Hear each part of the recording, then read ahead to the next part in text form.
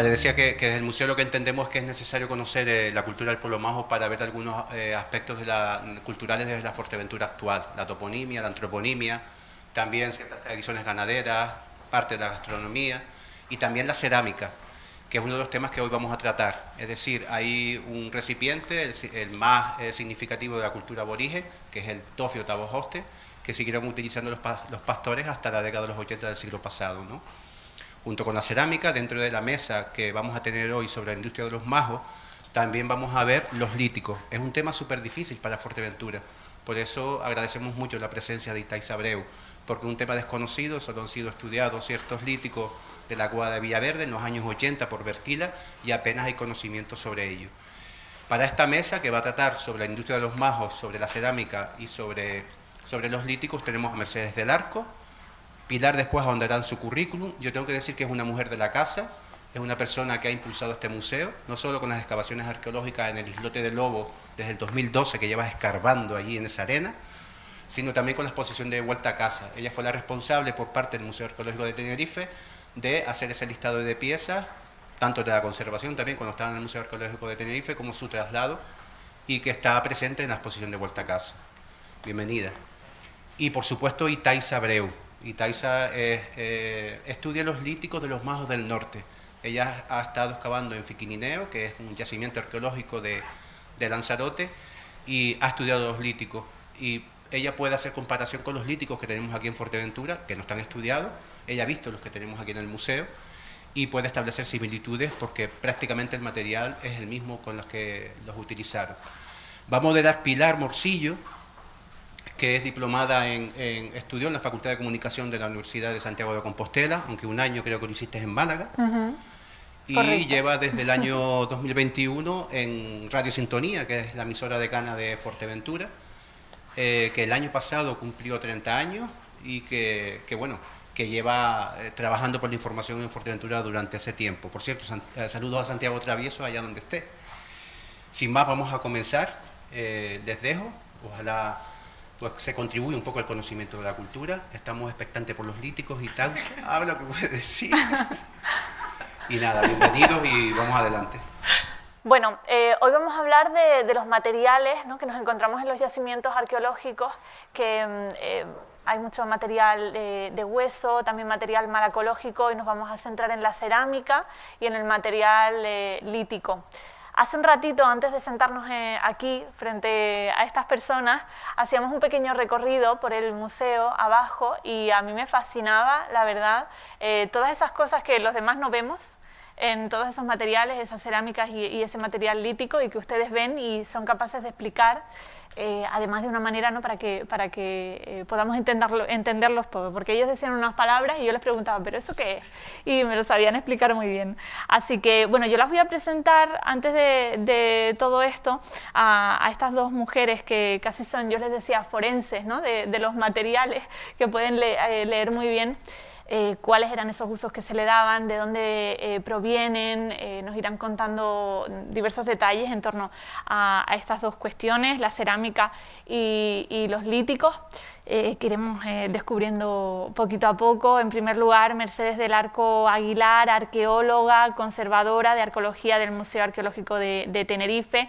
Ella es licenciada en Geografía e Historia y posee también la suficiencia investigadora, esos estudios de tercer ciclo por la Universidad de La Laguna. En esos campos de investigación que ha tratado, se ha centrado en la arqueología, con líneas de investigación sobre el poblamiento y sobre la colonización insular, la arqueología espacial, la cultura material y también la bioarqueología, en la documentación de los fondos museísticos, y en actividad de campo pues ha desarrollado diversas investigaciones en distintos conjuntos arqueológicos que, si me pongo a leer, me da rabia porque no quiero que se nos vaya el tiempo en esta parte. Entonces creo que lo que nos toca más cerca aquí en la isla de Fuerteventura está en Butiondo, también esas investigaciones de la guerra entre los guanches, exhibiciones que han estado aquí en la isla de Fuerteventura, exposiciones, y ese trabajo que se ha hecho también en la isla de Lobos. Por parte de Itaiza Abreu, es licenciada en Historia por la Universidad de La Laguna, diplomada de estudios avanzados en el programa de Arqueología, Historia, Territorio y Cultura. de esta misma universidad con un trabajo de investigación acerca de la aproximación tecnofuncional a los cantos de caliza en el yacimiento paleolítico del Salt en Alicante. Era esto en el año 2011 y desde su etapa de estudiante ha estado vinculada a la arqueología canaria, tanto para instituciones públicas como también privadas en todo el archipiélago. Desde el año 2013 es socia fundadora y codirectora de la Sociedad Cooperativa ProRed, que está centrada principalmente en trabajos técnicos, de arqueología y de patrimonio cultural. Estas son las personas que nos acompañan hoy aquí y sin más comenzamos con lo que nos ocupa, con estos dos temas, la cerámica y los líticos. Y para empezar de una manera breve me gustaría que, bueno, sin entrar mucho en detalle porque después lo vamos a hacer, no sé si prefieren seguir un orden, qué importancia tienen esos materiales de los que vamos a hablar hoy para conocer a las poblaciones indígenas de la isla de Fuerteventura, para conocerles, ¿no? Para conocer sus formas de vida y cómo se comportaban. Y Taisa. Vale, pues lo primero, pues agradecer que nos hayan invitado a participar en este ciclo. Nosotros, y siempre voy a hablar en plural, porque trabajo con un equipo, ¿no?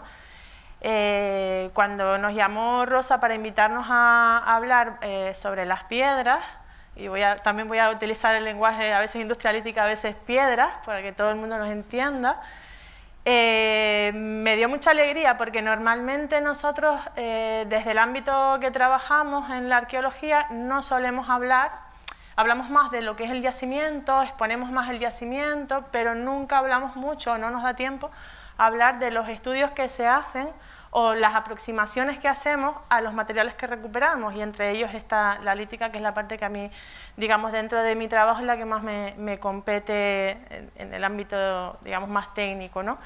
Entonces me dio mucha alegría porque vamos a empezar a intentar sacar todos estos datos que tenemos, que parece que no hay nada en el caso de la industrialítica, y sí hay algunos estudios, lo único que no llegan a trascender demasiado porque trabajamos en un ámbito empresarial y vamos siempre rotando muy rápido de un yacimiento a otro. Entonces, en el caso de la lítica, casi que la respuesta viene dada por sí sola. Es la primera herramienta de la humanidad, o sea, la cerámica también va detrás, creo, pero lo primero que utilizamos es la piedra para hacer cualquier trabajo que necesitemos. Entonces, es el primer instrumento de la humanidad y siempre va a ser, en nuestro caso, en el caso de Fuerteventura y de Lanzarote y del resto de las islas, las herramientas diarias, las herramientas para la vida cotidiana. Ya podemos entrar un poquito más adelante en los tipos de herramientas que hay, en las naturalezas de las mismas, en sus soportes, se pueden entrar muchas discusiones, pero es la herramienta básica para poder sobrevivir, para poder trabajar el terreno y adecuarlo a tu propia supervivencia. Vale. ¿Qué nos dice la cerámica del día a día de los aborígenes? La cerámica nos podría decir muchísimos datos. Lo que pasa que también dependen esos datos de la forma en que se han formado esas colecciones y en la forma en que nos encontremos esos materiales.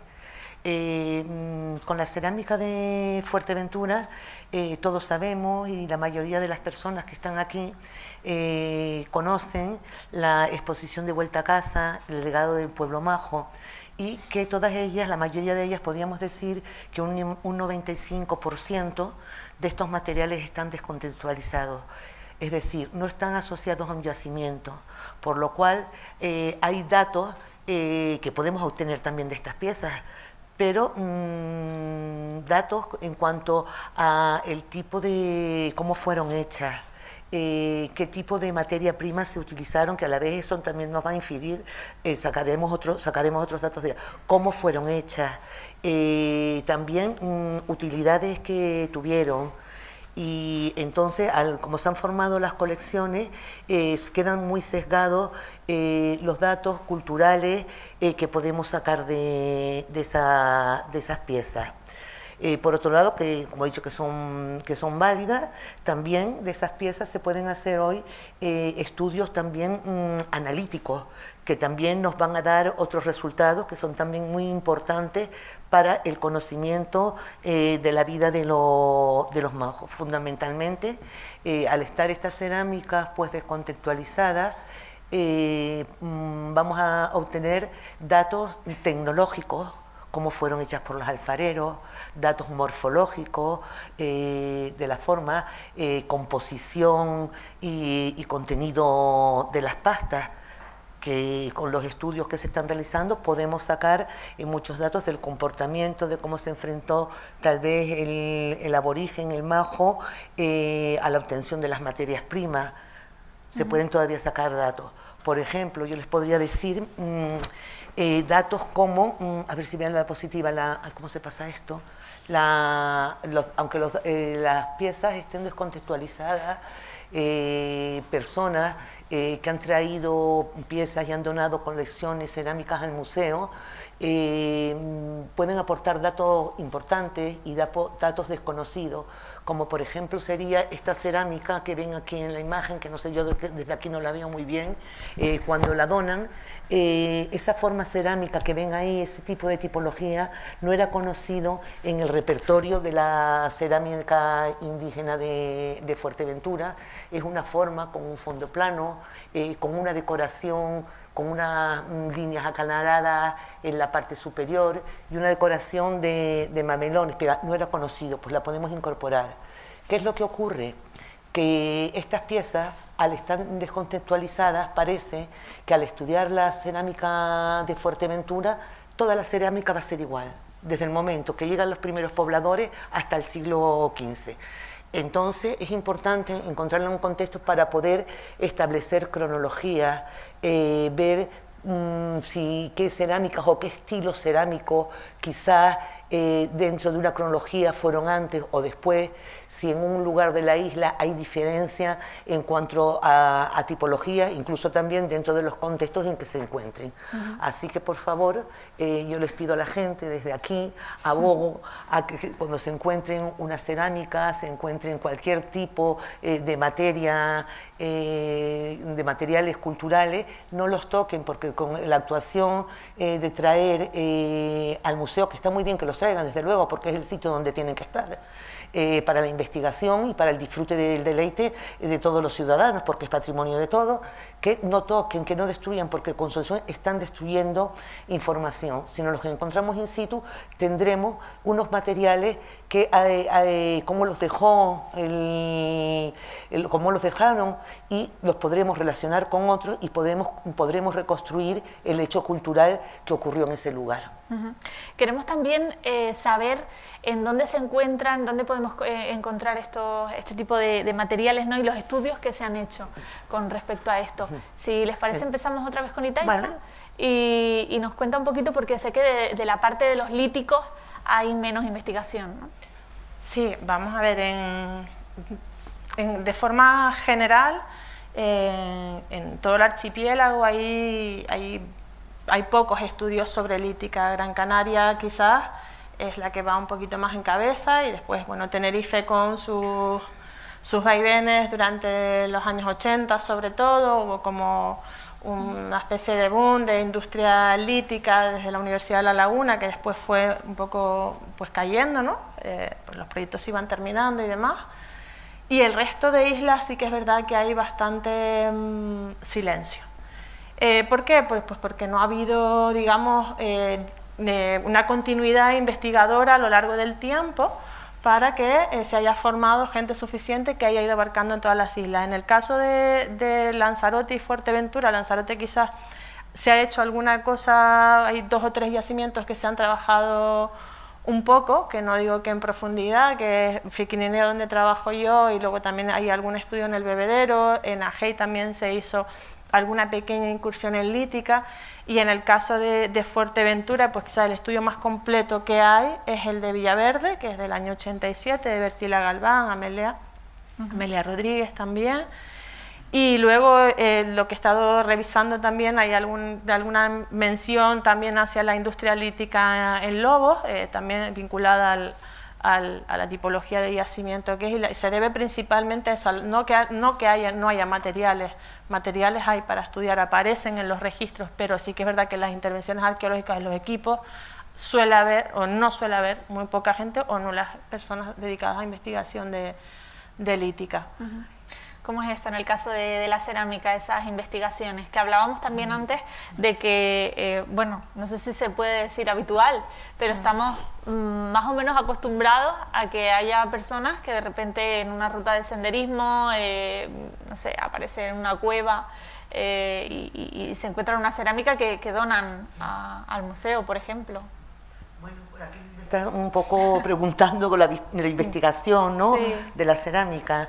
Quiero entender, pues... ¿Dónde se encuentran y qué, sí, ¿dónde y se qué encuentran? sabemos? ¿Qué investigaciones tenemos? Aquí podríamos empezar un poco diciendo que es en la década de los años 50 donde se encuentran los primeros materiales cerámicos asociados a unos determinados tipos de estructura y recuperados con una metodología arqueológica. Esos serían, por ejemplo, los materiales recuperados por Jiménez Sánchez en Rosita del Vicario. Él encuentra ahí también recipientes típicos de Fuerteventura asociados a una serie de materiales. Posteriormente también una serie de investigaciones, podría ser ya la década de los 70, que es cuando también se realizan las excavaciones en la cueva de Villaverde, se recuperan materiales de Uriame, in situ y asociado a yacimientos o a yacimientos como podrían ser los de Uriame, que están asociados a una cueva donde se encuentran vasijas de las que veíamos antes, del tipo de las que veíamos en la diapositiva anterior, asociadas incluso a tapas calcáreas que tenían contenido dentro. Pues ya tenemos algunos materiales asociados a yacimientos. También hay, quiero recordar que hay en el Malpaís de los Toneles, Matilde Arnay encuentra unas estructuras circulares o dentro de una colada lábica, encuentra recipientes, dentro de ellos ya tenemos también otra tipología, como podrían ser también el mismo tipo de vasija, que ella interpreta que esos recipientes serían dejados allí por los pastores para no tenerlos que llevar en sus desplazamientos de un lugar a otro. Y después, por ejemplo, para no alargarnos mucho en todo esto, porque hay muchísimo que contar, excavaciones en las que el grupo nuestro, y voy a hablar en plural porque sí, siempre trabajamos en grupo, hemos realizado varias excavaciones en la isla de Fuerteventura, donde hemos encontrado, como podría ser en el poblado de Butiondo, en el sur de la isla, asociado a un nivel estratigráfico de combustión que lo hemos datado en el siglo II después de Cristo. Y nos aparecieron unas cerámicas que también no eran conocidas en el repertorio de la cerámica maja, como la que ustedes están viendo aquí en pantalla. Esta es la misma pieza, pueden ver lo que es el dibujo, y después la pieza, lo que sería ya las paredes, que es de fondo plano, y de las paredes divergentes, en cuyo interior, en esta que ven aquí abajo, hay como una especie, hay un puntillado que ha sido interpretada por algunos investigadores como un recipiente destinado al machacado o a la mezcla, al triturado de alimentos. Pieza desconocida hasta el momento. O esta que pueden ver aquí, que también se encontró en ese nivel del siglo II después de Cristo, que es una pieza que la ven, que no las encontramos entera, ¿no? que ha sido unida y que es de fondo plano, y lo que nos llama la atención de esta pieza, bueno, la forma es de una parte cilíndrica, de tendencia cilíndrica, es la decoración. Es una decoración acanalada que forma grupo de líneas paralelas como unas especies de metopa.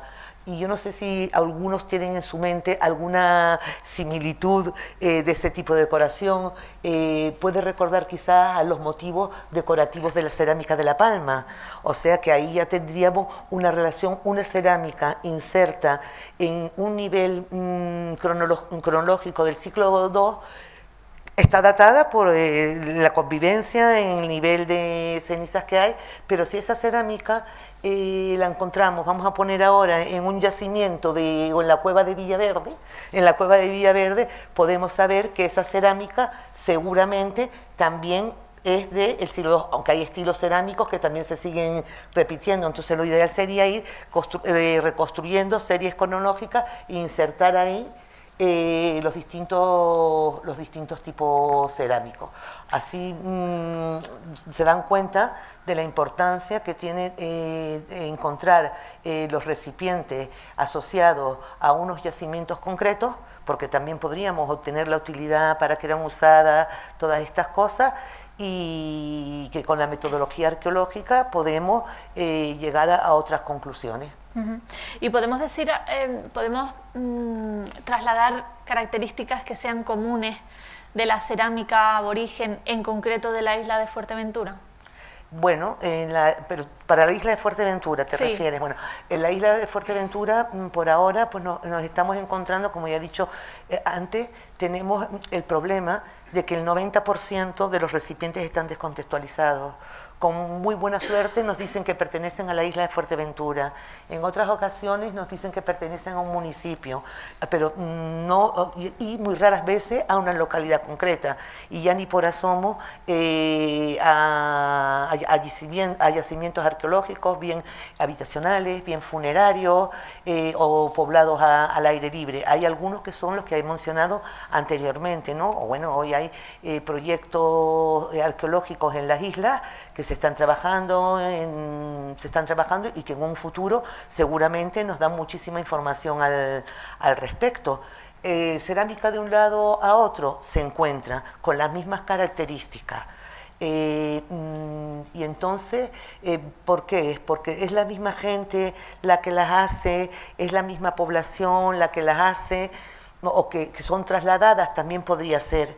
No tenemos referencias cronológicas, nos faltan estudios, y muchas veces también se dice que esta cerámica, estas formas y estos motivos decorativos dispersos en toda la isla puede ser debido a la exogamia, ¿no? Que es una sociedad exogámica, es decir, que la mujer cuando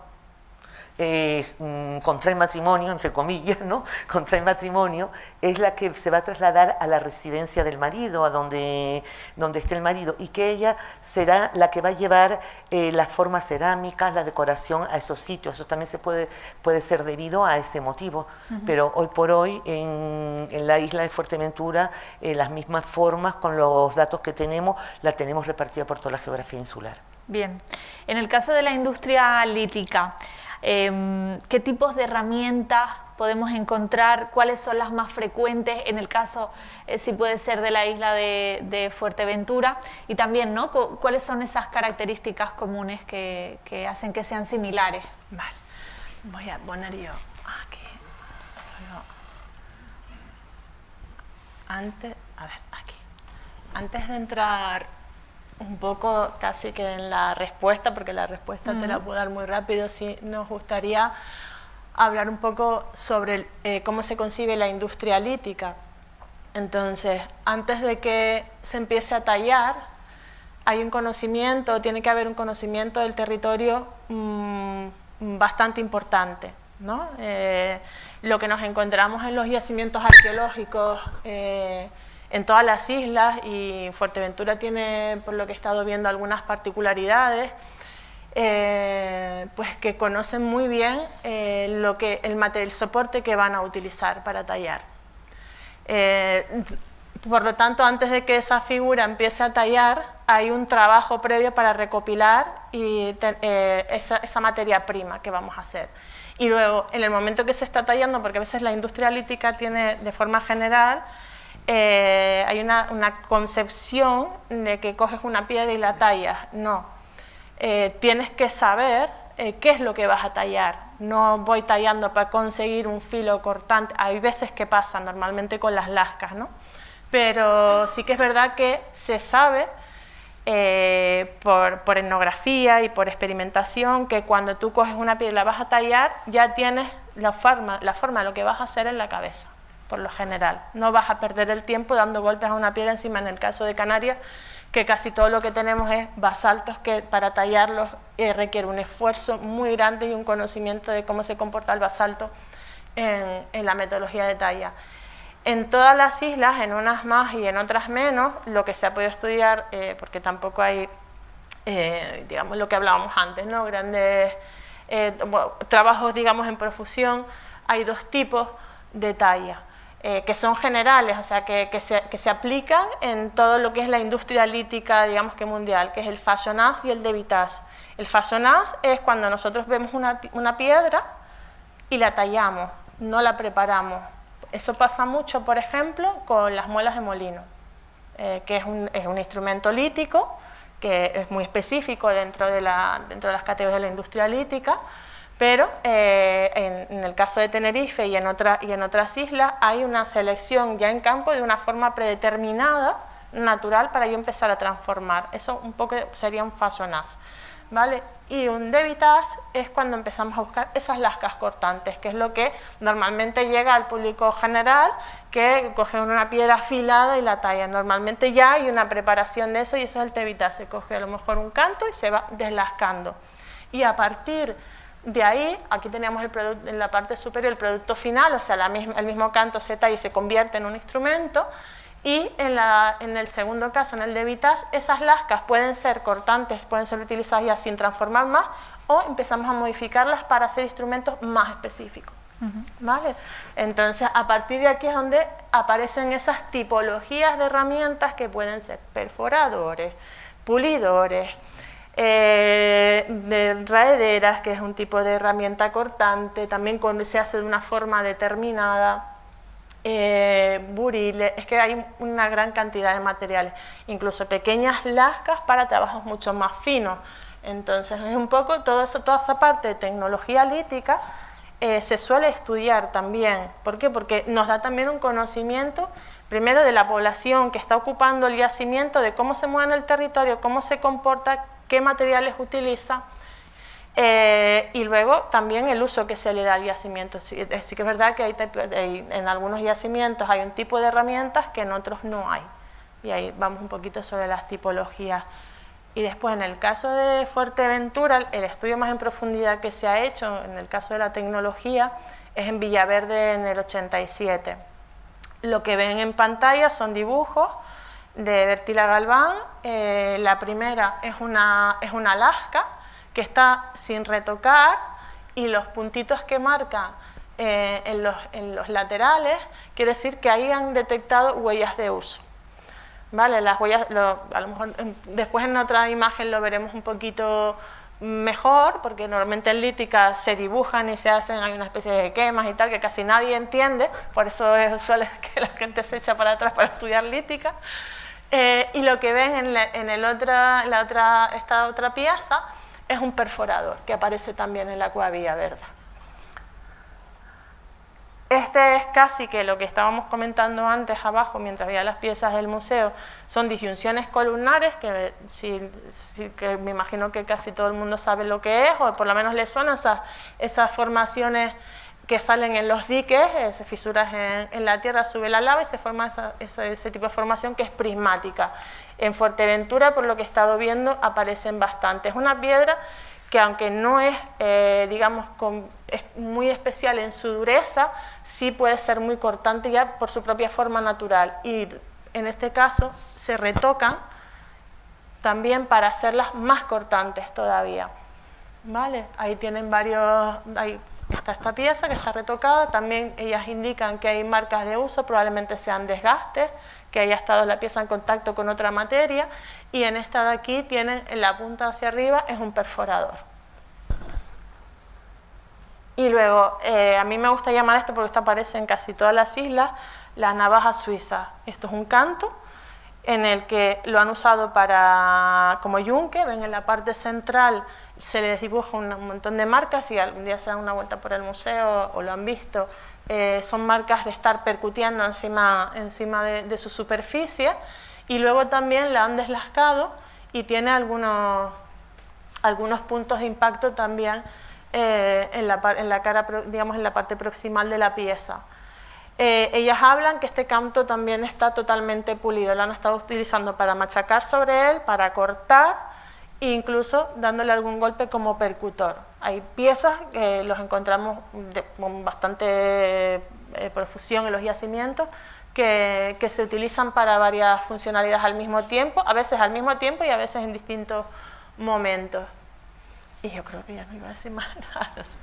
Pero bueno, de las actividades, son actividades normalmente cotidianas y siempre van a aparecer dependiendo de los yacimientos. No es lo mismo lo que aparece en un conchero, que son unos tipos de lascas tipo raederas, incluso denticulados, para, digamos, dar el golpe de gracia a la lapa y sacarla de la piedra, que por ejemplo en un contexto doméstico, y ahí me puede corregir Rosa, de lo que puede aparecer en Villaverde o en otro tipo de yacimientos, ¿vale? Hasta ahora, lo que se conoce hasta el momento.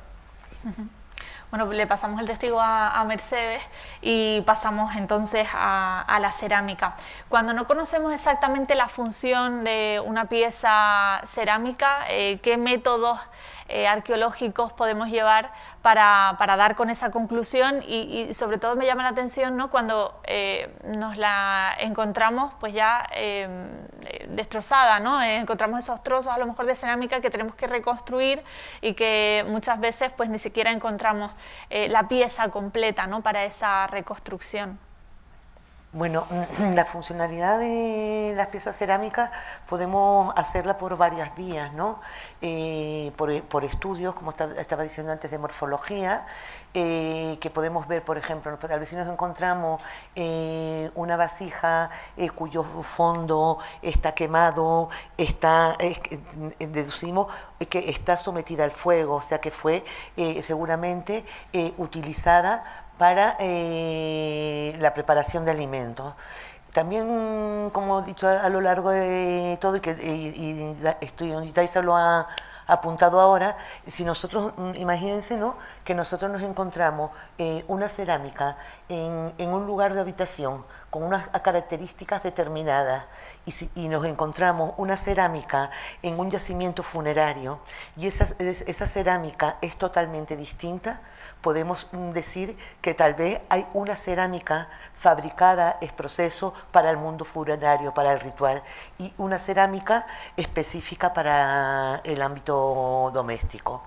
A grandes rasgos, antes de entrar con las analíticas y todas estas cosas, nosotros cuando hicimos el estudio de la cerámica, de lo que custodia el Museo Arqueológico de Tenerife, procedentes de Fuerteventura, y que las pueden ver en la exposición que está en la sala de exposiciones temporales, llegamos a la conclusión que las cerámicas de gran tamaño, como pueden ser las de fondo cónico, que tienen una serie de características determinadas, también por su gran tamaño, por el peso que ya tienen, que está vacío, esas vasijas no son de fácil manejo.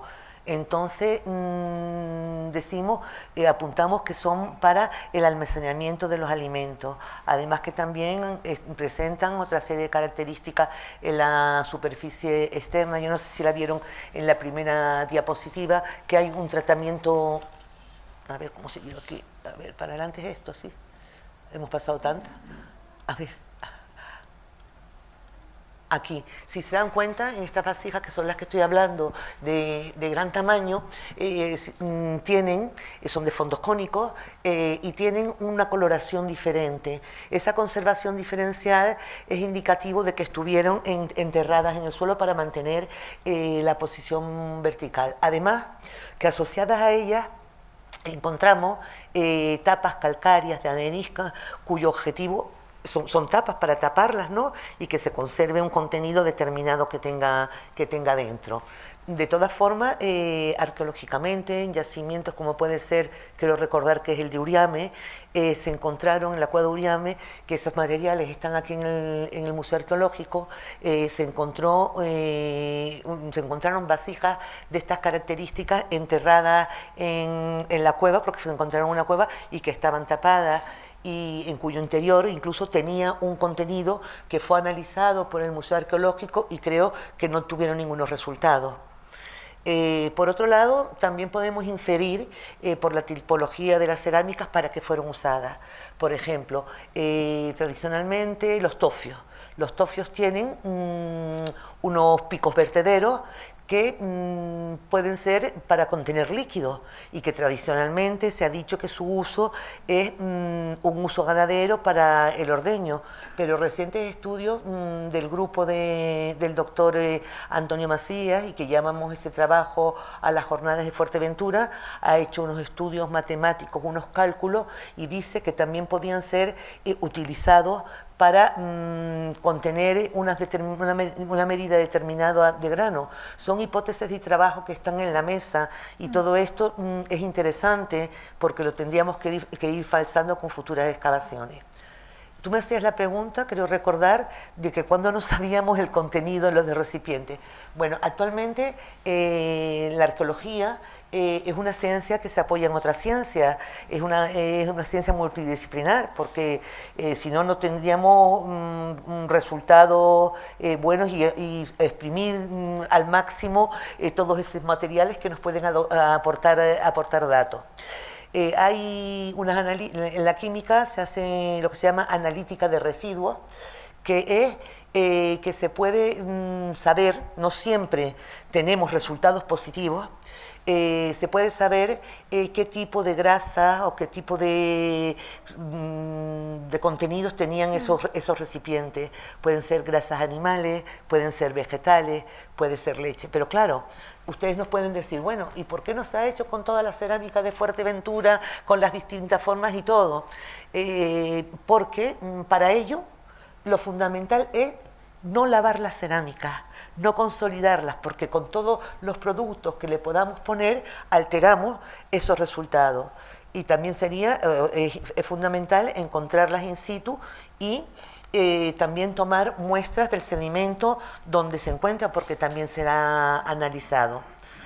También, por otro lado, los arqueólogos, cuando nos encontramos mediante la observación macroscópica de las piezas, pues vemos si pueden tener algo de restos de contenido en su interior, que cogemos en el laboratorio, pues raspamos ese contenido y lo guardamos también para analítica. ¿Y por qué sucede esto de los contenidos? Porque si ustedes se dan cuenta que la cerámica es porosa y absorbe las sustancias que tenía dentro. Y yo siempre digo, ojalá los arqueólogos, y Taisa también lo dirá, en una excavación nos pudiéramos encontrar, seríamos muy felices que nos encontráramos un recipiente lleno de semillas, con resto de semillas. Bueno, eso ya sería, estupendo. Y bueno, ¿qué otro tipo en cuanto al contenido, otro tipo de análisis? Tal vez me quieres preguntar que se puedan... Sí, más tipos de análisis. Bueno, en cuanto al contenido ya nada más, pero por ejemplo también está el análisis de las pastas, que es muy interesante. Claro, por ahí vamos ahora, qué materiales se usan, ¿no? para hacer estas cerámicas, cómo se hacían, quiénes las hacían. Para saber más o menos el orden, sí. Sí, bueno, pues ya está. Esta parte de qué materiales se usaban para hacer las cerámicas, el proceso, qué herramientas hacían falta para elaborarlas, quién las fabricaba. Vale, bueno, por una parte, lo primero para empezar a hacer un cacharro, es la selección de la materia prima, ¿no? La arcilla. El saber que antes ya también Itaisa apuntó algo sobre ello, el conocimiento de dónde están las vetas de arcilla, eso nos implica también un conocimiento del medio que tenía el aborigen de las islas. Las arcillas canarias, cuando todo esto, el procedimiento de cómo se realiza, con qué materias primas, todo esto es por comparaciones etnográficas con poblaciones antiguas del norte de África o con la alfarería tradicional, ¿no? La arcilla la tomamos, la arcilla se va a mezclar con agua para convertirla en una masa plástica y se va a mezclar con una serie de elementos de distinta naturaleza que serían como, por ejemplo, serían minerales, lo que lo llamamos los desgrasantes, que puede ser piedra machacada, y los desgrasantes pueden ser también malacológicos, de concha, o también de cerámica machacada. ¿Esto influía también en los usos? Bueno, en los usos no, podría ser que sí, pero sobre todo en el proceso de cocción te va a influir, porque todo eso se le pone a la arcilla para que en el proceso que le dé un esqueleto a la masa y que cree porosidad para eliminar la humedad, el exceso de agua que tengan, y sobre todo para que en el proceso de secado natural al aire o después en la cocción no se hagan grietas y se resquebraje. Siguiendo con el proceso, después ya vendría el levantado de la pieza. Claro, ya tengo toda la masa, ya tengo todo hecho, vendría el levantamiento de la pieza. Los estudios que hemos realizado nosotros por la observación en las piezas de los majos, pensamos que son la técnica de ahuecamiento. Yo creo que todos los que están aquí saben lo que es la técnica de ahuecamiento, ¿no? Que se va con la pella de barro, pues con la mano se van levantando los recipientes, o la técnica de los cordones, que a partir de los cordones, de la superposición de los cordones, y después con el tratamiento externo, pues se modelan los recipientes. Nosotros cuando estudiamos estas piezas nos dimos cuenta de una cosa, que pensamos que las piezas de gran tamaño están hechas con dos técnicas, con una técnica mixta, que la parte inferior de la vasija sería hecha con el ahuecamiento, y la parte de la mitad superior sería hecha con la técnica de la superposición de los cordones, porque observamos en ella que en la parte inferior no se ven las huellas de esos cordones, y sin embargo en la parte superior también. Tú antes me preguntabas lo de los componentes, cómo influían los desgrasantes, pues desgrasantes más finos, de los materiales que le ponga. Un uso distinto, esos recipientes. Pues puede ser que sí, porque las cerámicas estas tienen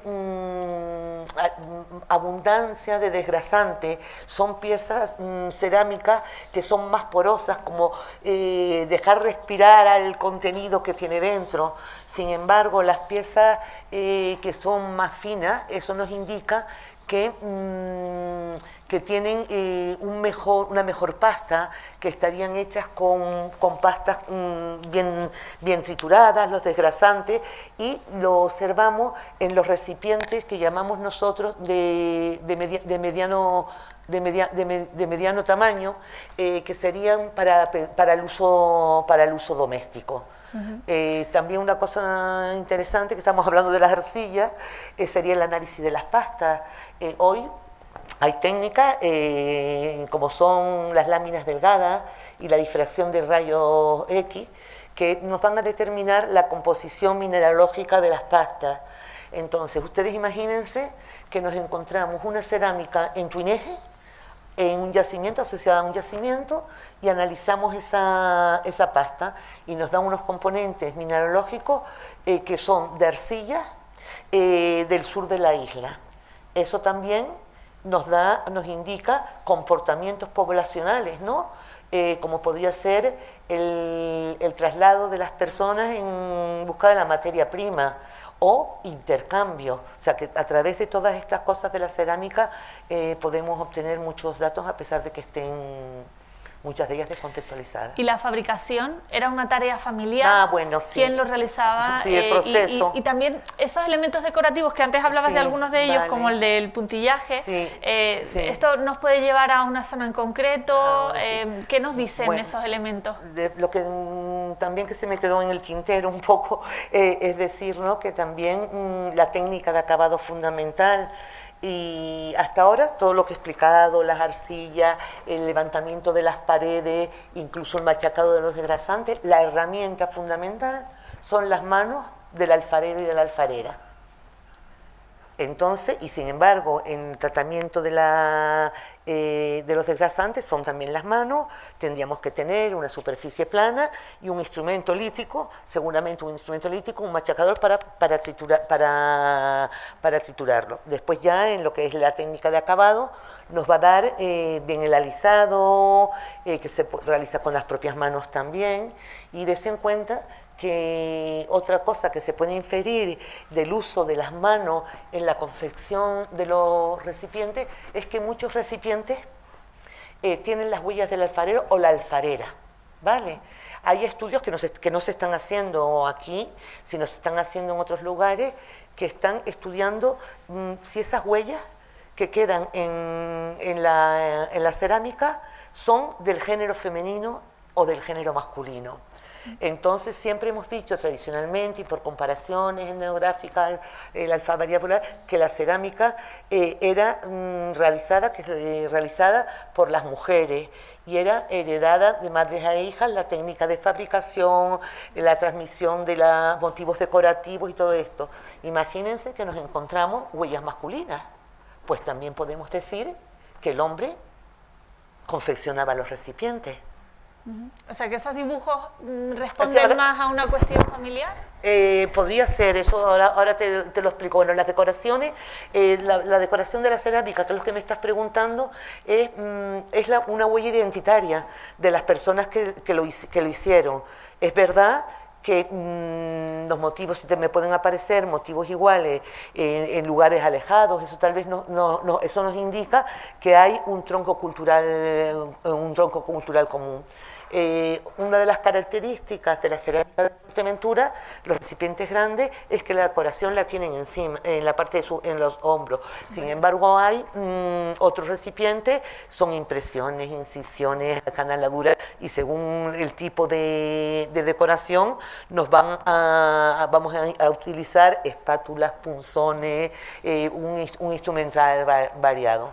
El resultado de la heredado se dicen, por comparaciones anteriores, que podemos decir que una cerámica es confeccionada en el núcleo de familia, sí, tenemos en distintos núcleos cerámicas de distintas características, morfología, distinta decoración. Sin embargo, si nos encontramos cerámicas iguales, con las mismas formas, con los mismos motivos decorativos, podremos decir que hay una especialización del trabajo, que quizás también pudo haber alfarero. Bien. Esto pasa también, tenemos, digamos que una idea también tan dirigida en el caso de la fabricación de los líticos. Supongo, también nos contabas antes acerca de la tipología, en las diferencias que podemos encontrar entre los líticos que se encontraban en los yacimientos de tipo conchero, de procesado de marisco, de economía más ganadera, ¿no? Podemos por ahí también ver esas diferencias y podemos sacar también información de su uso. Las cuestiones de género en lítica no se ven. No se ve, está claro que es imposible ver eso por extrapolación etnográfica. Se supone, siempre se piensa en el género masculino, es raro que se piense en la lítica en femenino. Y después sí que es cierto que hay, dependiendo de la tipología de los yacimientos, vas a encontrar una serie de líticas asociados. Los concheros, porque es un yacimiento aparece aquí también, es muy típico, pero también en las canteras taller también aparecen un tipo de instrumental lítico muy específico, casi único, que son los picos, los mal llamados picos, porque no realmente se llama así por su morfología triangular, pero no son picos, son herramientas que se utilizan para ir dándole forma a la muela de molino y después en un momento dado pues hacerle el agujero central. Después también hay yacimientos líticos de lítica nada más, como son los talleres. Son bastante difíciles por lo general, si no son de materiales poco, digamos que poco normalizados. En los talleres de basalto es difícil a veces distinguirlos de los naturales. Pues hay veces vetas en el caso de disyunciones columnares o de traquitas muy buenas y que están sacando piedra de ahí, te dejan algunos de los percutores también con los que están sacando los bloques para después llevárselos o seguir tallando. Eso pasa mucho con materiales más preciados, entre comillas, como puede ser la obsidiana. En Tenerife y en Gran Canaria, o sea, los talleres de obsidiana, solo aparece obsidiana y algún lítico tipo percutor para poder tallarla. Pero no te aparece suele aparecer muy poca cerámica y demás. Pues ahí solo te va a aparecer la obsidiana que están tallando y las herramientas líticas que utilizan para transformar esa obsidiana. Es raro que aparezca otra cosa. Siempre eso, van a depender de los yacimientos. Después, en el caso de los usos, hay, digamos que, dos niveles de estudio. Uno a nivel macroscópico, hay huellas de uso que vemos muy claras, a simple vista, como las que pueden ver en los materiales que están abajo en el museo. Ahí voy a poner esto, ya para que se vea un poquito. Vale. La imagen central, es que hay uno prácticamente igual abajo en el museo, es un canto que está utilizado como abrasor, o sea, su propia porosidad y las propias vacuolas de la pieza, o sea, ha sido seleccionado específicamente para ir trabajando algún tipo de material que le ha ido abrasionando la superficie, se la va desgastando y va desapareciendo hasta el punto que la deforma.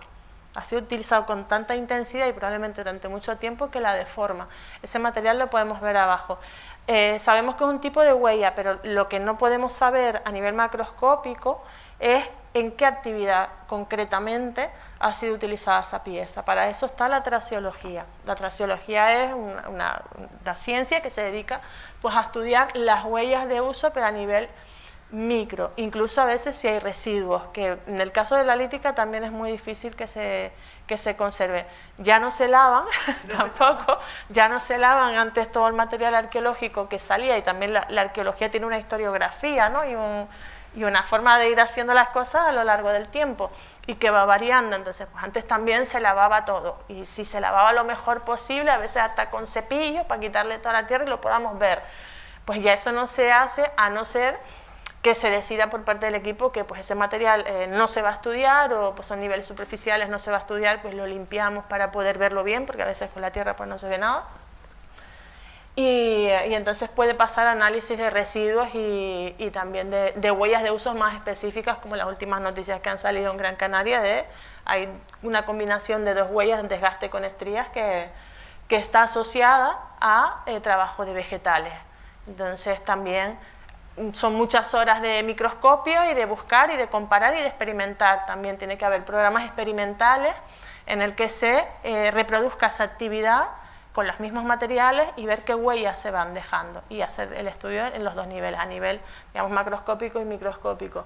Aquí les ponía esa pieza todas estas son de Lanzarote, y claro, el material lítico sobrevive por lo general a los expolios porque no lo reconoce casi nadie. La gente piensa por lo general que es material natural, que es así, y la obsidiana no sobrevive tanto, pero los líticos sí.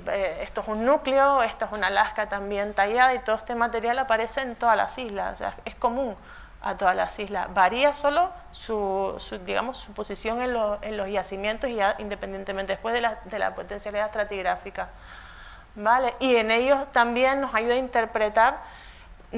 Nosotros podemos saber la funcionalidad de los yacimientos excavando, pero el utillaje lítico, la cerámica, la industria ósea, todos los demás nos van dando datos también para ir sustentando la tipología y explicar un poco para qué se utilizó, para qué se estaba haciendo en ese yacimiento.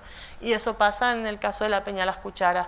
Podemos distinguir áreas de desechos, áreas donde se está ocupando, donde solo aparecen herramientas. Ese es el caso de Villaverde también, por lo que hemos estado revisando. Villaverde es un sitio doméstico en el que no aparecen los desechos de lítica, aparecen pero muy poquitos, muy poquitos. Y antes comentábamos que aparecen también reservas, y hablo reservas entrecomillado, aparece material de disyunción columnar que está sin tratar, con lo cual se planteaba en aquel momento que lo han aprovisionado para cuando hace falta. Sí que es verdad que no ha continuado la investigación en ese sentido allí, pero bueno, es una propuesta que en aquel momento era bastante novedosa y que en pocos yacimientos se estaba haciendo, y actualmente pues se hacen muy poquitos.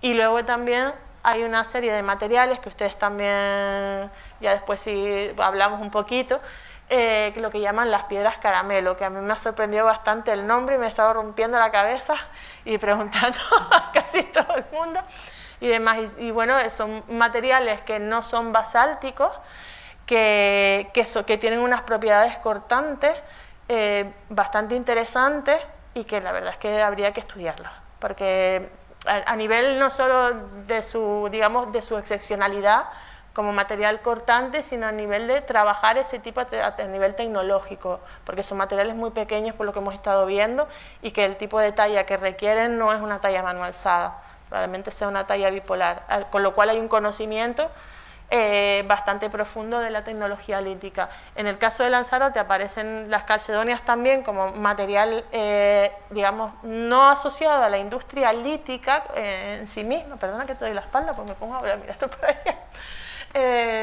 No asociado a la industria lítica, sino probablemente a algún tema que puede ser de creencias, de juegos, de cuentas, no lo sabemos, pero sí como un soporte que no es habitual.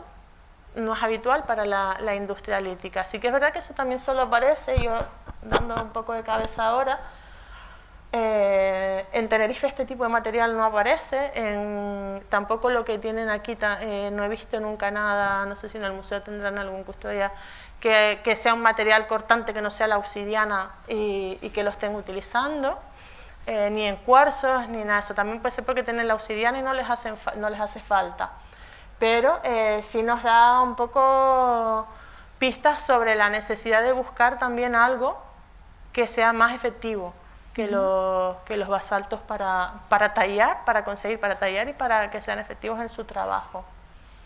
Para ir ya finalizando, en estos apenas 10 minutillos que nos quedan de conversación, antes de darle la palabra a las personas que nos acompañan y puedan también hacer sus preguntas, queríamos detenernos también en una siguiente etapa, en la etapa de la conquista, cuando llegan las poblaciones europeas con una cultura material diferente, con nuevas formas de hacer las cosas, nuevos materiales también, llegan los metales.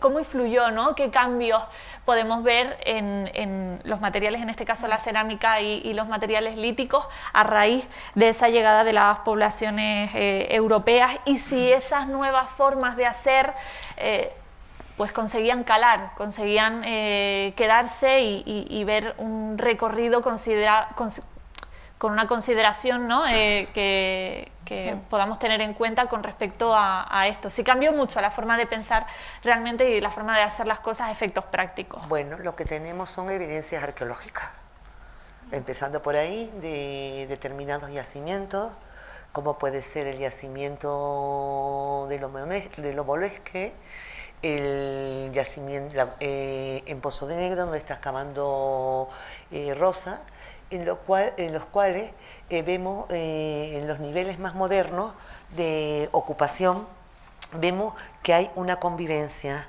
de las cerámicas históricas, o sea, las cerámicas del siglo que es traída por los primeros conquistadores, que son una cerámica realmente de adorno, con una tecnología diferente, con materias primas diferentes, que conviven con cerámicas aborígenes.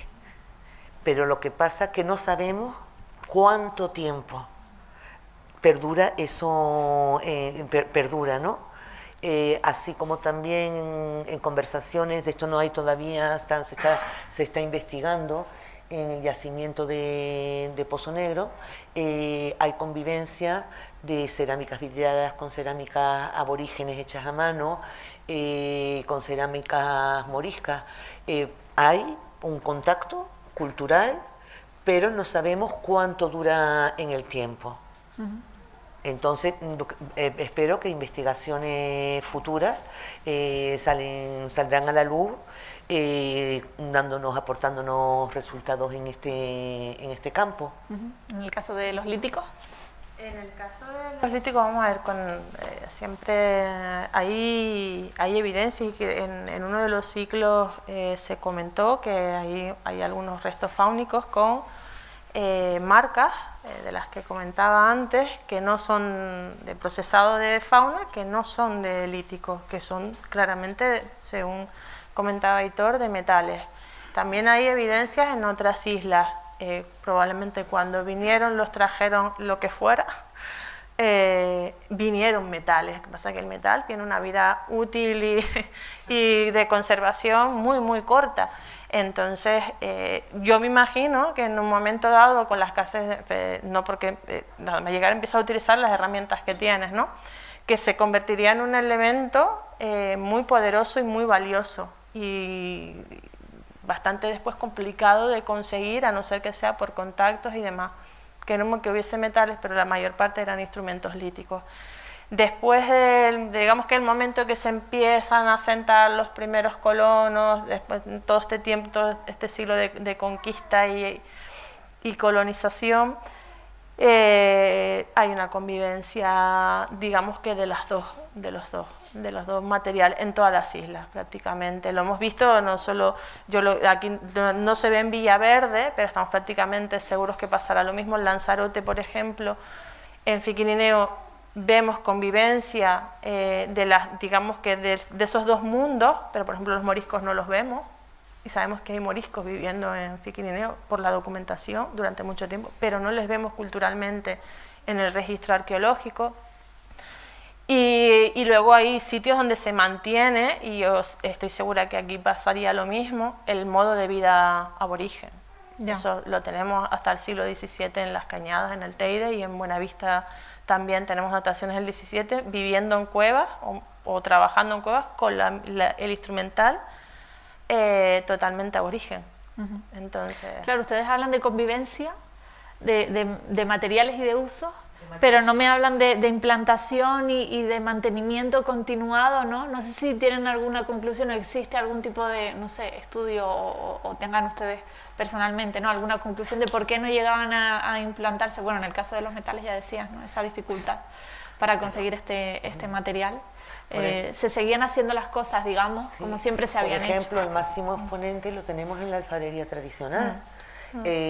Por ejemplo, los primeros estudios, porque la alfarería tradicional siguen empleando las mismas materias primas, la misma forma de hacer la cerámica, las manos, el mismo tipo de horno, hornos al aire libre, que es fundamental la cocción de las cerámicas, ¿no? Para poderlas después usar. Una de las personas que estudió los primeros estudios que se hacen sobre la alfarería tradicional fueron realizados por Rafael González Antón, incluso de la cerámica aborigen, y él apuntaba a que las arcillas cerámicas, las arcillas canarias no son buenas para para hacer las piezas a torno. Esa es una de las cosas que decía. Tal vez porque la alfarería tradicional no hace cerámica vidriada, pues tal vez no las hace porque una cosa fundamental para poder hacer cerámicas vidriadas son las arcillas, que tengan un alto contenido en plomo. Las tierras canarias no tienen contenido en plomo, sí tienen contenido en sílice, pero no el porcentaje que hace falta para que se produzca el vidriado. Y también es fundamental cocer la cerámica a unas temperaturas bastante altas en hornos cerrados. Que por ahora no podemos decir que ni los aborígenes ni la alfarería popular, porque no hemos reconocido en el terreno estructuras que podrían obedecer a hornos donde era el proceso de cocción de la cerámica. Quizás no se adoptan esas formas por todos estos motivos. Bien. Sí, luego que hay claramente una pervivencia, en la lítica lo vemos sobre todo en los molinos de mano, aparecen en los testamentos, aparecen, hay investigaciones ahora mismo que se han transcrito un montón de testamentos y aparecen. Siempre hay a veces en algunos hay una connotación guanche o natural de o canario o mero, y los molinos de mano se heredaban. O sea, y muchos llegan hasta nuestros días en colecciones, en pequeños museos locales y demás, porque se han ido heredando en las casas y son claramente molinos aborígenes. ¿Les parece que pasemos al turno de preguntas? A ver si... No puedo mirarle mucho de frente porque tengo un foco que me están ahí apuntando todo el tiempo y me tiene deslumbrada. Sí, es un poco complicado mirar hacia allá, la verdad, con esas luces que nos han puesto por aquí. Seguro que hay... No, ya que justo mencionó lo de la cerámica... gracias. Quería despejar la duda sobre la relación de los aborígenes con el fuego y la cocción de la cerámica. Parecía, se me han quedado muchísimas cosas en el tintero, pero bueno, así también entran en el turno de preguntas. Bueno, como acabo de decir hace un momento, no hemos reconocido ningún tipo de estructura que podamos decir que es horno. En relación al fuego con los aborígenes, una forma de controlar el fuego en el proceso, si eso es a lo que te refieres de cocción, es realizar esos agujeros, esos hoyos, que es como van a cocer ellos la cerámica en el suelo. Muchas veces se pone alrededor de ellos piedra para un poco controlar esto. Y en ese lecho pues se va a poner hojarasca, ramaje, y sobre el cual se van a poner las cerámicas una vez seca la sombra, cuando hayan perdido toda la humedad, se cubriría con cerámicas de mayor porte y ya en el proceso de cocción.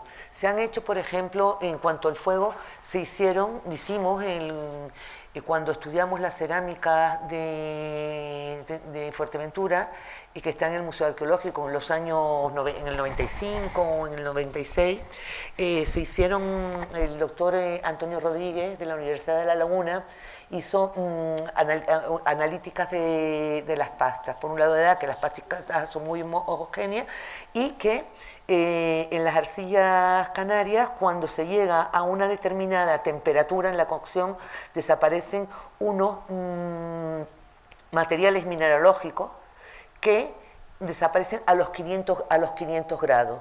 Entonces podemos saber que estas cerámicas en estos hornos han sido cocidas a una temperatura superior a 500 grados. Esos son los datos que poseemos en relación al control del fuego en el proceso de la cerámica.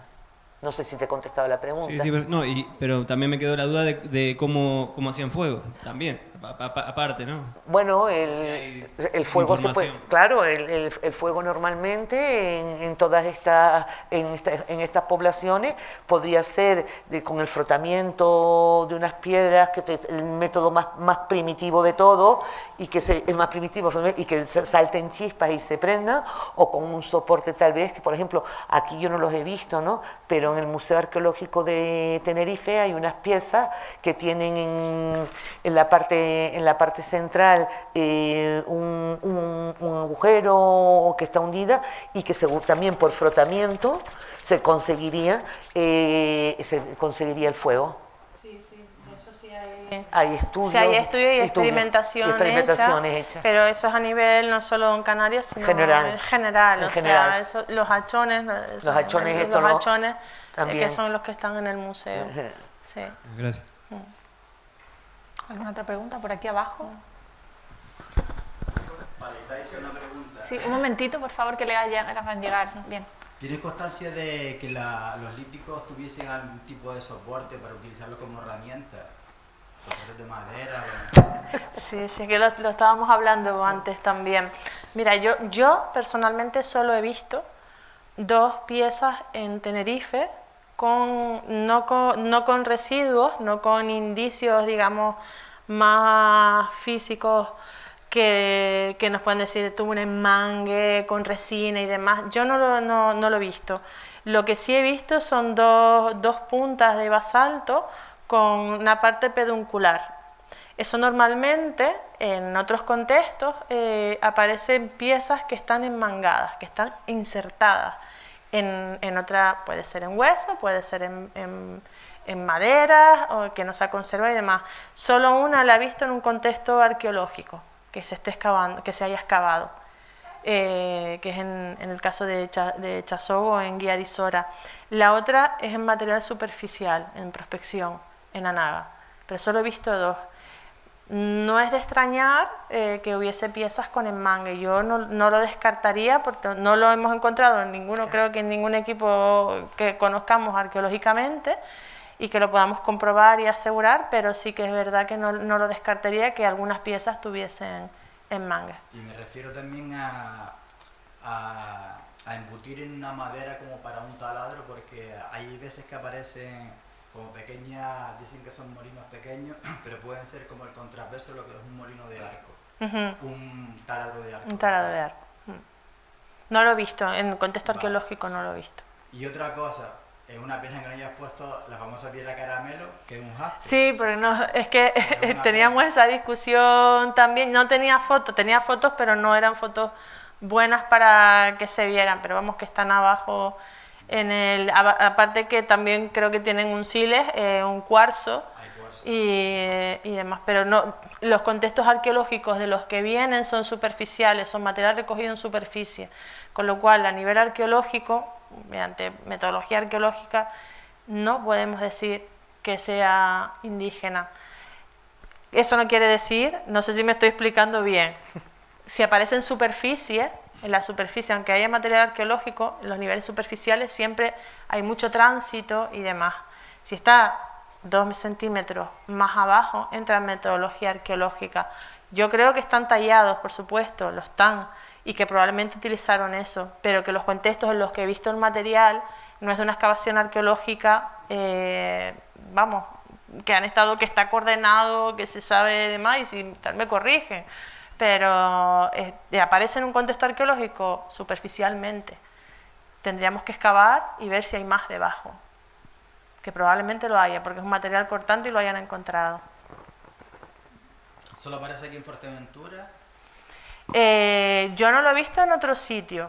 ¿Hay referencias? Sí, sí hay en otras islas. Pero hay referencias de jaspe en Gran Canaria y en Tenerife también, pero aparentemente solamente en yacimientos hay. No, en Gran Canaria es verdad, en Gran Canaria hay, pero no tallado, tipo núcleo. Sí. Núcleo. Es decir, núcleo me refiero a una pieza más pequeña que tiene indicios de estar tallado. Pero como las que tienen abajo puestas, que ya son tipo puntas, hay algún núcleo parece que deslascado, y los que tienen abajo están como más preparados, como más instrumentos, no como preparación para sacarle una lasca. Tienen como los 2 tipos abajo. Y el cuarzo te suena que como herramienta no, pero sí como parte de rituales, ofrendas, aparezca en yacimientos. No aparece. En otros contextos, no, en Canarias sí aparece el cuarzo incluso como herramienta también, sí aparece como herramienta. Lo que pasa es que aquí no, aquí probablemente la veta de donde la estén sacando, ese material pues o no sea de fácil acceso o estuviese controlada, entre comillas, es que pueden ser muchas las hipótesis en ese sentido que no se ha pasado. ¿Podemos acercar un poquito más el micrófono, por favor? Sí, el cuarzo tengo entendido que es el mineral más abundante en la Tierra, y hay bastante, sí, ¿sabes? sí, que sea, pero claro, que sea abundante no quiere decir que sea accesible en determinados sitios. Aquí, por ejemplo, es que no lo es, no está a mano. Tú tienes los basaltos, tienes la obsidiana, vas a ir a lo que tienes a mano. Si te cuesta llegar, dependiendo de la herramienta, o lo estás intercambiando. Es que en eso hay bastante, no es que haya discusión con esto, pero con otros materiales, por ejemplo la obsidiana en Tenerife sí hay discusión sobre cómo la obsidiana es más abundante en Tenerife, pero no aparece de la misma manera en la costa que en las medianías, aparece más en la cumbre. En la costa, en las medianías no la encuentras, pero muy aprovechada, muy al final de su vida útil, como núcleo para sacarle lasca o como herramienta.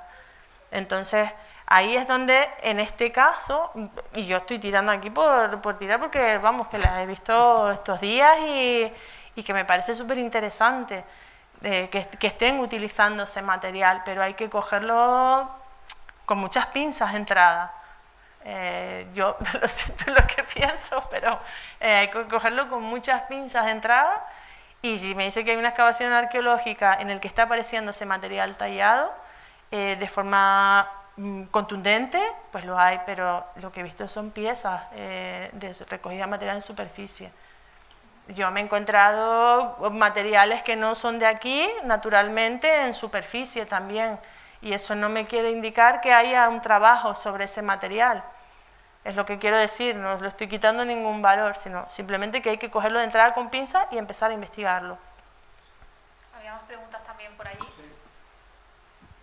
Bueno, quería comentar sobre lo que decía González Antón sobre Nos acercamos por favor el micrófono. sobre el trabajo de la alfarería a torno. Yo tengo compañeros que trabajan a torno y llevan tiempo trabajando y con barros canarios. Yo creo que hay datos sobre hoyeros que se implementaron en determinadas islas, pero el problema que tenían era la capacidad, digamos, de encontrar barros, porque los barros que utilizan los hoyeros son de una calidad determinada. Y aquí los barros cambian en cuestión de metros, cambian la calidad del barro, ¿no? Y después otra cuestión también me gustaría aclarar o preguntar sobre el tema de las mezclas que utilizaban las aborígenes, las indígenas, para trabajar el barro, y las mezclas que usamos hoy en día.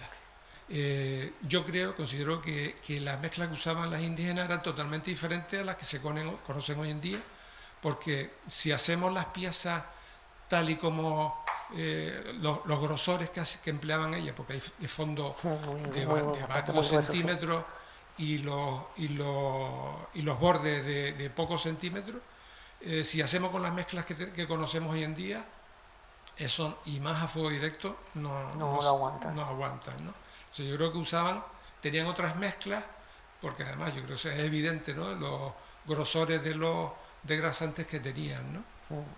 Yo en cuanto a la cerámica aborigen, el único dato que tengo son los análisis que mencioné antes que hizo el doctor Rodríguez, que él dice que la composición de las pastas de los majos, de las arcillas, son muy homogéneas en cuanto a la composición.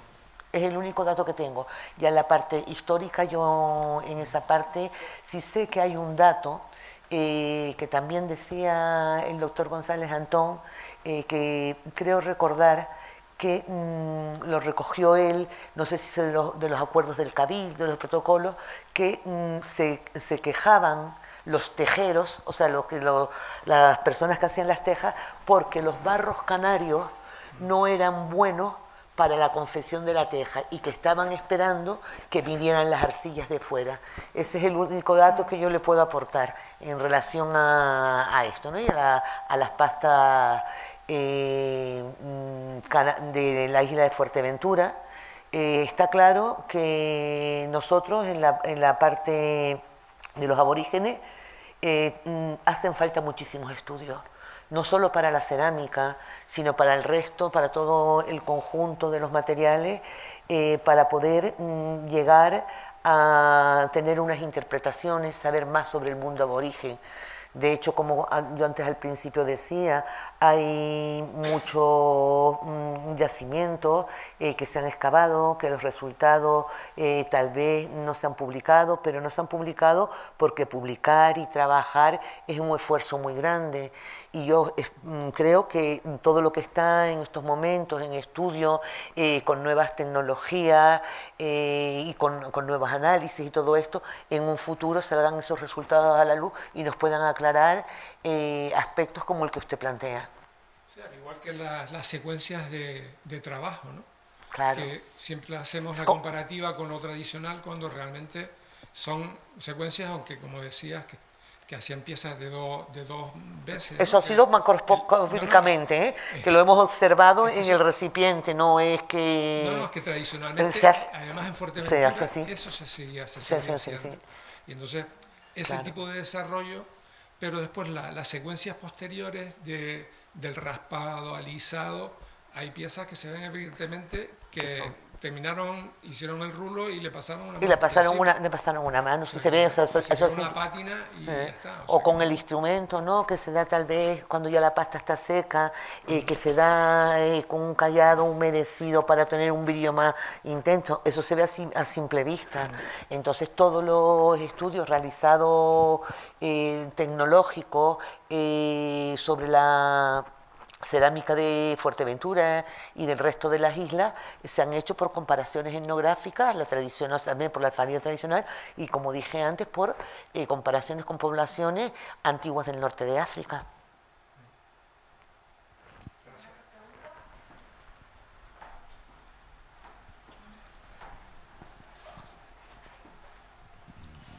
Y si debería preguntar. Y Taisa, de la colección de líticos del museo, la que tiene el Museo Arqueológico Fuerteventura, me apasiona la que aparece ahí en la fotografía, ¿no? Que son los cantos, los callados de playa, vamos, que están totalmente abrazados hacia alusión. Yo sé que no hay estudios de traseología ni estudios científicos que avalen cualquier hipótesis que podamos pensar, pero ¿a ti qué se te ocurre, no siendo científica?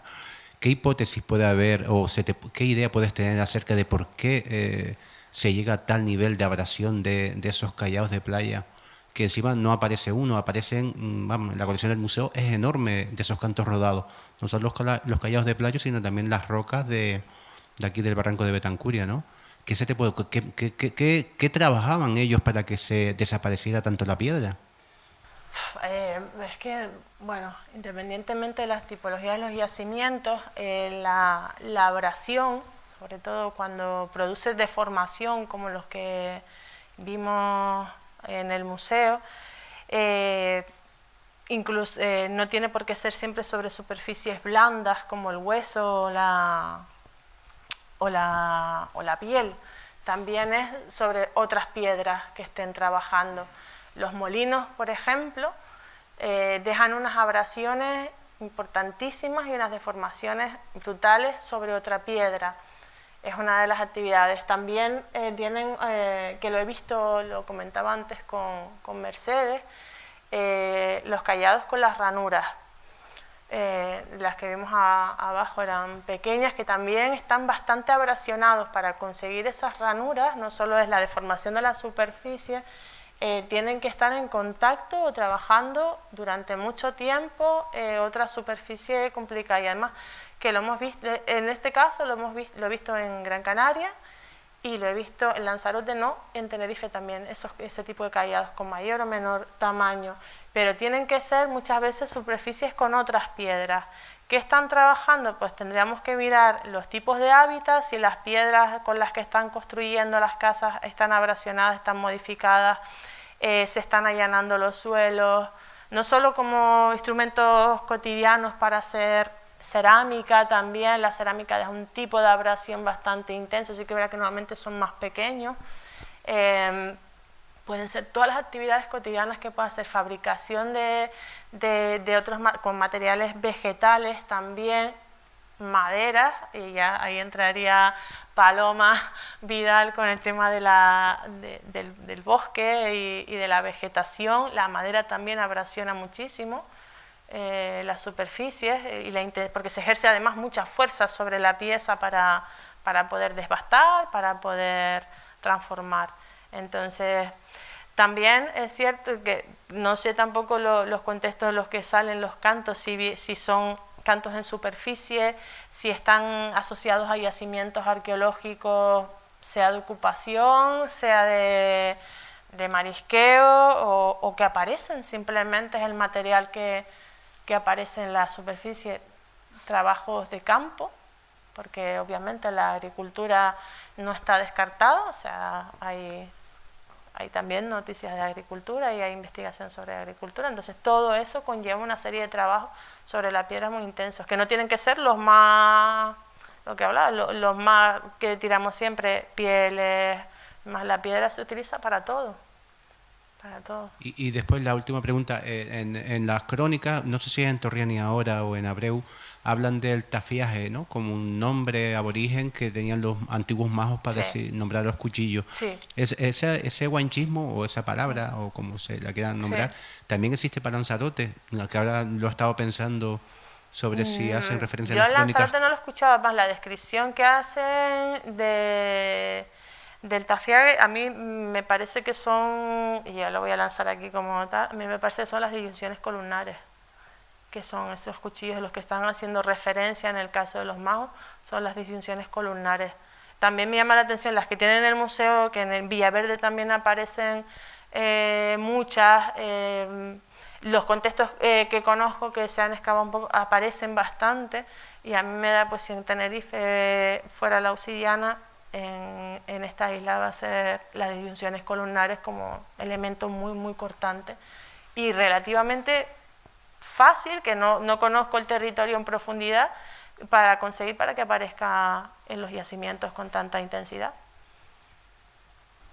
Pero yo creo que los tafiajes van a hacer eso, pero bueno, estoy hablando con tantas pinzas que sí. Intentamos un momentito, por favor, para que todos le puedan escuchar. Sí.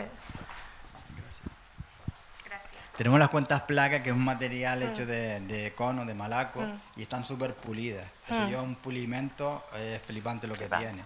Y posiblemente sean con las piedras, con los callados estos. Exacto, sí. O sea, es súper duro, Sí, es que dejar a ese nivel, incluso las placas también líticas que tiene, es que la están utilizando para todo. Entonces, distintos tamaños, como veíamos abajo, o lo que aparezca en los yacimientos, va a estar relacionado con todo lo que estén haciendo, desde la cerámica hasta despiezando una cabra, confeccionando la ropa, o sea, los perforadores, que están los de industria ósea también, que la industria ósea ya, si la lítica es árida, pues ya la ósea está como más abandonada, pero para hacer esos punzones también lo están haciendo con industria lítica, lo están haciendo con piedras. Entonces, imagínense el uso, y si podemos extrapolar ya, si los molinos se heredan, las piedras probablemente que funcionan bien como herramientas también, de ahí pueden venir ese pulimento tan exagerado de que se estén pasando las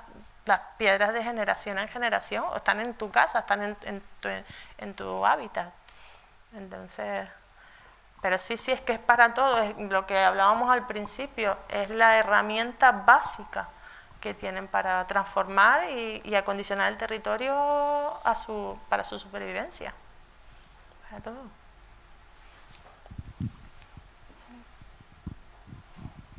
¿Ninguna pregunta más? ¿Ahora o nunca?